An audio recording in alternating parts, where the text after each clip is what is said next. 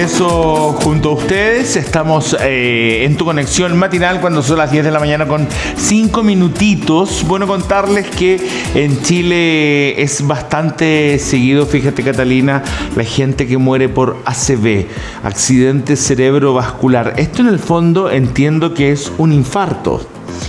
Vamos a estar conversándolo justamente con una experta porque las cifras, como dices tú, son preocupantes. Sí. Y para evitar que estas cifras sigan en aumento, nos tomamos el 29 de octubre el Día Mundial del Ataque Cerebrovascular con la búsqueda de poder hacer conciencia, ¿cierto, Karim? Así que el día de hoy lo vamos a conversar con la doctora Dominique Lister. Ella es neuróloga de la Clínica Universidad de los Andes, a quien le damos la bienvenida esta mañana. ¿Cómo está, doctora? Bienvenida. Hola.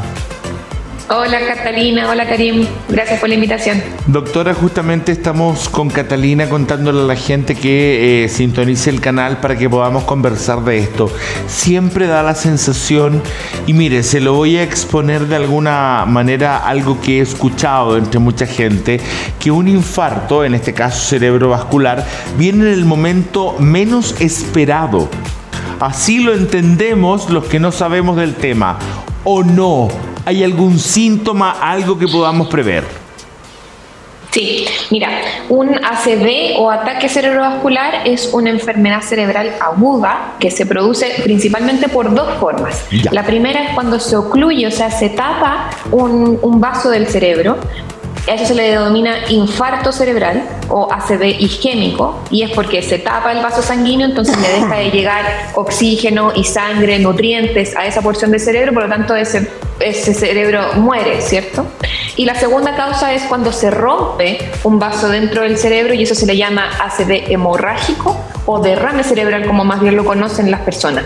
Dentro de los dos, los infartos y las hemorragias, es mucho más común, hasta casi en un 80%, los infartos cerebrales, o sea que se tape una arteria. Okay. Doctora, con respecto a las señales, ¿cierto?, que detonarían el que uno busque ayuda de manera inmediata, ¿cuáles serían? ¿Cómo es la sintomatología en nuestro cuerpo? Claro, mira Catalina, los síntomas van a depender de cuál es la zona del cerebro que se encuentra afectada y principalmente lo característico de los síntomas de un ataque cerebrovascular es que los síntomas sean de inicio súbito.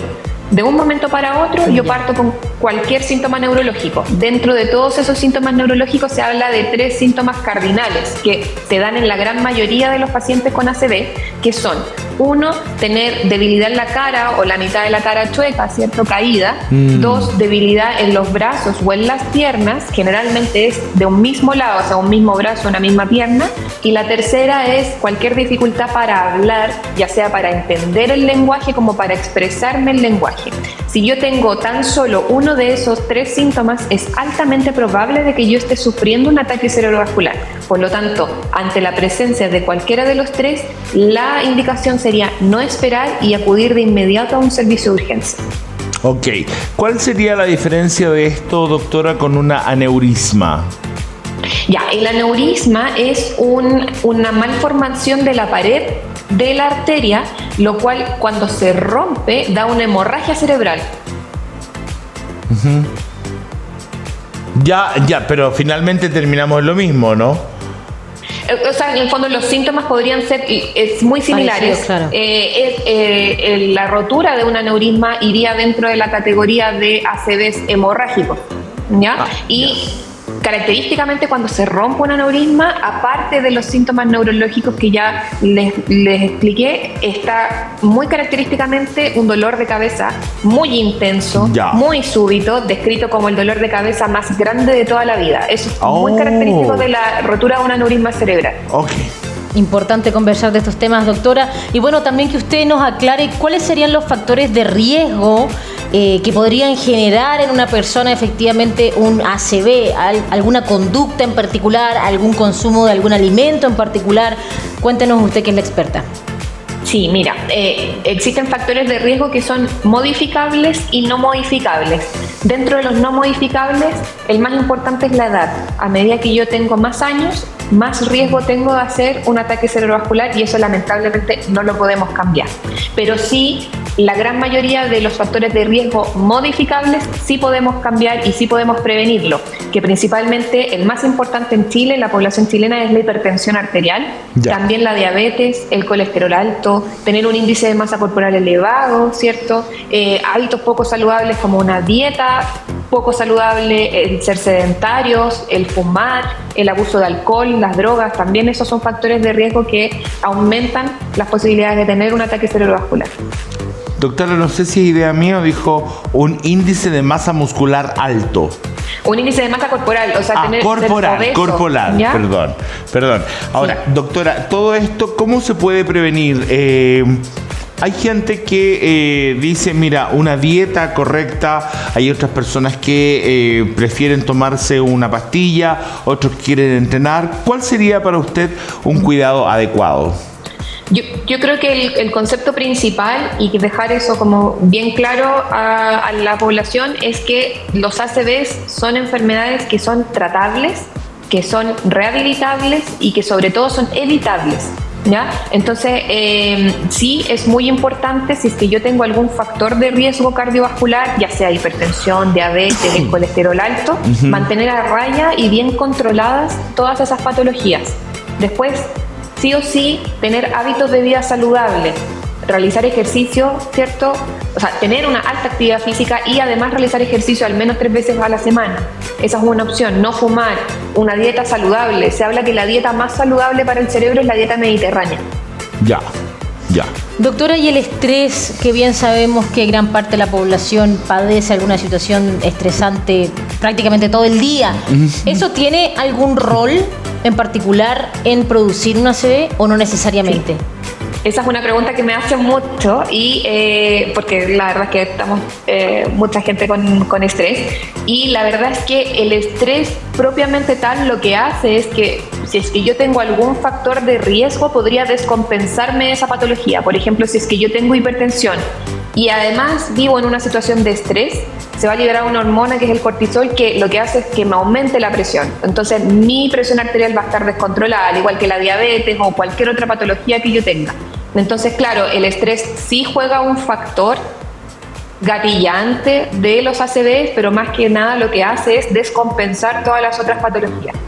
Ok, doctora, ahora cuando ya estamos con un ritmo de entrenamiento, cuando ya estamos con una cantidad de cosas, ¿por qué hay gente que no sé si tiene relación exacto con una ACV o qué? Porque hay gente que se muere mientras hace ejercicio y es joven y es un futbolista, por darle un ejemplo que es bastante común ahora, bastante fácil de entender. Si el futbolista se entiende que entrena, no fuma, come sano, está delgado, ¿qué sucede en esos casos? Generalmente en esas personas lo que hay son algunas alteraciones del ritmo cardíaco que vale la pena siempre tratarlo con un médico especialista en medicina del deporte y en el fondo siempre tener un chequeo médico. O sea, las personas que son deportistas, si bien disminuyen en gran medida todos los factores de riesgo cardiovascular, siempre tenemos que estar chequeando de que no tengamos alguna patología basal cardíaca, por ejemplo, alteración del ritmo del corazón, que nos haga propensos a tener estos lamentables accidentes. Doctora, usted nos conversaba que tener un ataque cerebrovascular era igualmente evitable, tratable, etcétera, pero cuando ya una persona padece un accidente, un ataque como tal, me imagino que esto también trae consecuencias. Dentro de ellas, a ver si usted nos puede detallar qué tipo de consecuencias son las más comunes cuando una persona padece un ataque. Mira, lo más importante va a depender del sitio, de la localización donde esté el ACV y el tamaño. Si yo tengo un infarto más grande, es más probable que quede con alguna secuela versus si fue un infarto chiquitito. Pero yo creo que acá, antes de decir que va a quedar secuelado, lo más importante es que tener conciencia de que hay que acudir de inmediato a un centro especializado en tratar estas patologías, ¿ya? O sea, de inmediato a un servicio de urgencia, porque hoy en día existen tratamientos que son altamente eficaces para poder reducir todas estas consecuencias de los ACV, siempre y cuando esos tratamientos se hagan dentro de las primeras horas de evolución. nosotros en neurología decimos que el tiempo es cerebro. Eso significa que por cada minuto que pasa se pierden más neuronas, se pierden más cerebro. Entonces, mientras antes las personas acudan a un centro que cuente con estos tratamientos, mejor es el pronóstico y menor son las secuelas. De hecho, hay gente que queda sin ningún tipo de secuela cuando recibe el tratamiento adecuado. ¿Cuánto es el tiempo? Porque usted habla del tiempo, el menor tiempo, pero ¿cuánto es una prox entre que se me cae la cara, o también entiendo que hay personas que comienzan a hablar más lentamente y hablan en otro ritmo, ¿cierto? Entre que pasa eso, o se me cae la cara, o el síntoma que sea, y soy atendido, ¿cuánto es el máximo para tener el mínimo de secuelas? Ojalá de inmediato, porque muchas personas dicen, ay, ¿qué pasa esto? O siento raro el brazo, mejor me voy a acostar a ver si se me pasa. Claro. En estos casos, no, ojalá ir de inmediato y como tiempo, ojalá antes de las 4 o 5 horas. Hay un tiempo para llegar a un hospital. Pero igual, claro, ella recomienda que sea lo menor posible. Sí. O sea, si usted siente alguno de estos síntomas que hemos conversado con la doctora, no haga por nada del mundo lo que usted nos está comentando justamente, doctora Dominique, el ir a acostarse un ratito, me voy a sentar un momento. Sobarse. Claro, tratar de recibir atención médica, porque de repente, sobre todo personas mayores, por intentar no incomodar, por no molestar, prefieren, oye, no, está todo bien, está todo perfecto. Me gustaría que también nos hiciera el alcance para aquellas personas que tienen antecedentes familiares, que quizás su papá, su abuelo en algún momento tuvo un ataque cerebrovascular.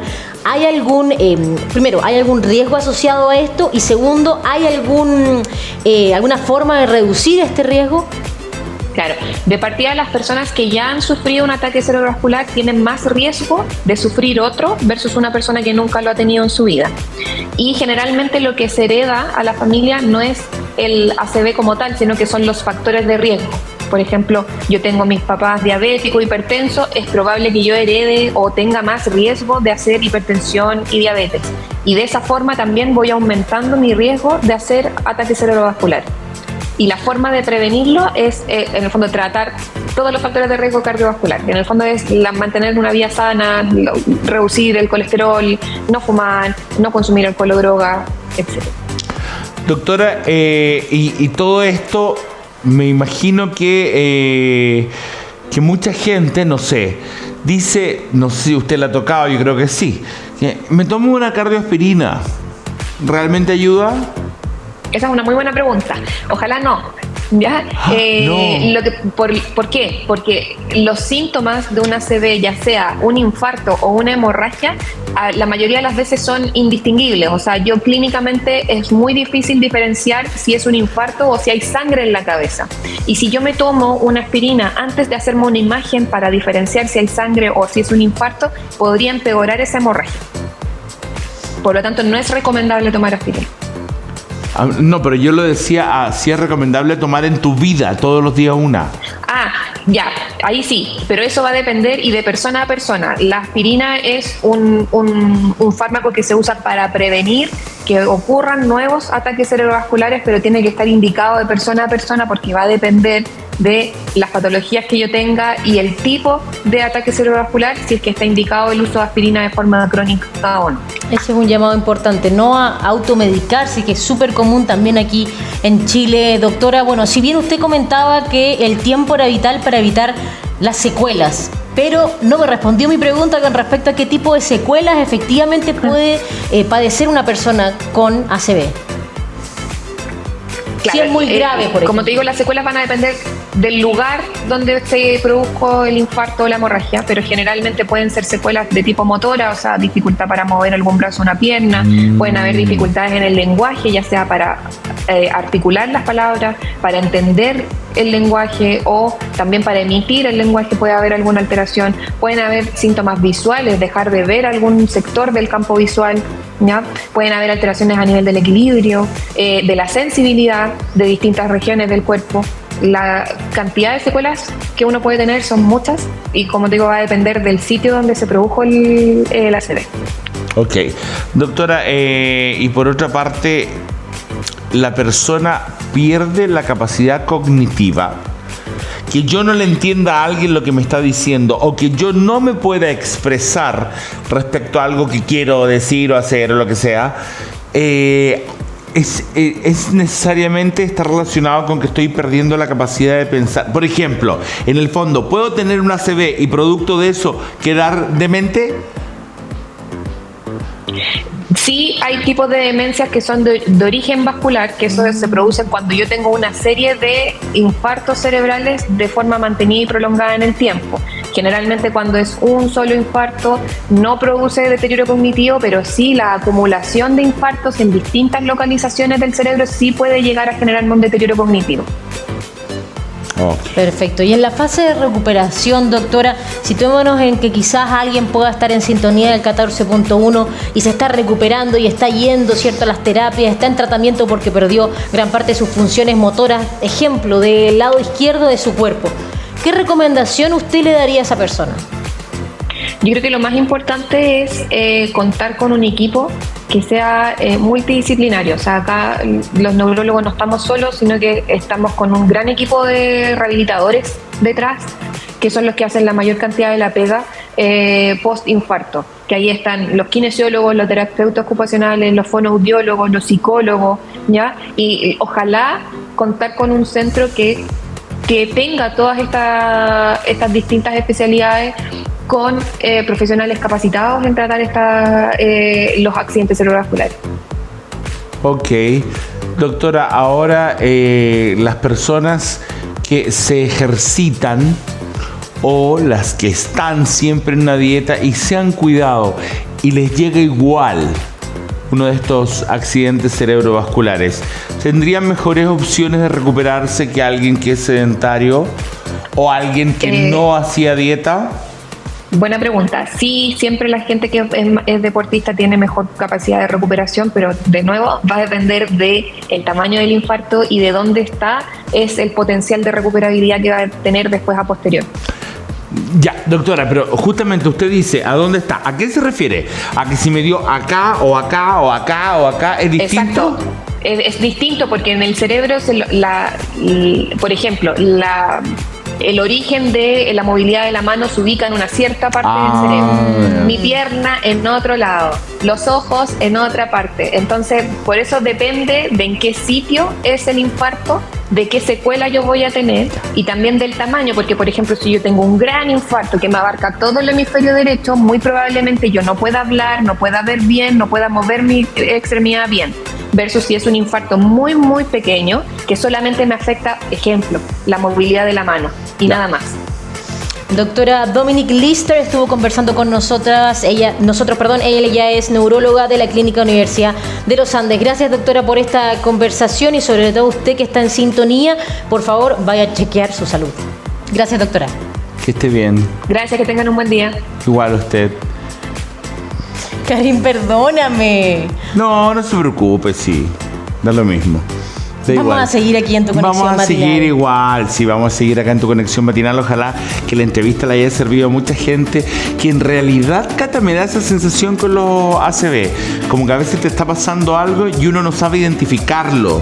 Y uno cree que puede ser un dolor de otra cosa, un tendón, algo, y es un ACV. Es que uno suele hacer eso, así que por favor, no le baje un poco el perfil a esta situación porque, insistimos, en una hora una persona fallece en nuestro país por estos ataques cerebrovasculares. Así que ya regresamos con mucho más en Tu Conexión Matinal.